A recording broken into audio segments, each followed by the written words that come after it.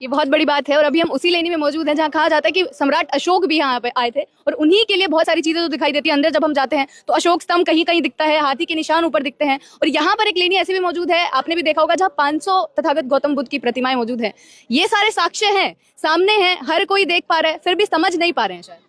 बात ऐसी होगी ना मैम, अभी सीधे सीधे अपने इंडिया पे क्या बोल देता हूँ कि बात ऐसी होगी ना, भारत तो स्वतंत्र हुआ 47 को, सार्वजनिक लोकतंत्र मिला 50 को, संविधान लागू हुआ, लेकिन अभी तक किसी ने उस तरह से काम नहीं किया है। उसी तरह से लेनी का है कि लेनी तो सबको दिखाई दे रही है, ये बुद्ध है सबको दिखाई दे रहा है, लेकिन बुद्ध को मानना उन लोगों को हजम नहीं होता है। उनको बुद्ध को मानना है, लेकिन किस तरह से मानना है? बुद्ध किसी और रूप में थे, बुद्ध किसी और रूप में थे। परेशानी है अगर उनको वैसे ही परेशानी ये है कि उन लोगों को परेशानी ये है कि अगर बुद्ध को हम सीधे सीधे रास्ते अपनाते हैं तो हमारा पेट बंद हो जाएगा। मैंने पहले ही कहा है आपको कि सीधे सीधे कहे कि अंधविश्वास और अज्ञान को उन लोगों को छोड़ना पड़ेगा और विज्ञान को अपनाना पड़ेगा। जिस तरह से पंचशील लिए जाते हैं तो उनको बताना पड़ेगा भाई ये पूजा नहीं है, ये तत्व है, ये प्रतिज्ञा है। मैं किसी की हत्या नहीं करूंगा, मैं झूठ नहीं बोलूंगा, मैं चोरी नहीं करूंगा, व्यभिचार नहीं करूंगा, मैं सुरापान नहीं करूंगा, ये प्रतिज्ञा है। ऐसे लोगों को बताना पड़ेगा और ऐसे बताएगा तो तुम्हें कोई चंदा नहीं देगा। लेकिन जब प्रतिज्ञा लेते हैं, दीक्षा लेते हैं, दिल्ली की घटना आपने सुनी होगी, दीक्षा समारोह जब हुआ था उस पर इतना बड़ा बवाल हो गया था कि इस प्रकार की प्रतिज्ञाएं क्यों हैं, मैं ब्रह्मा महेश को नहीं मानूं।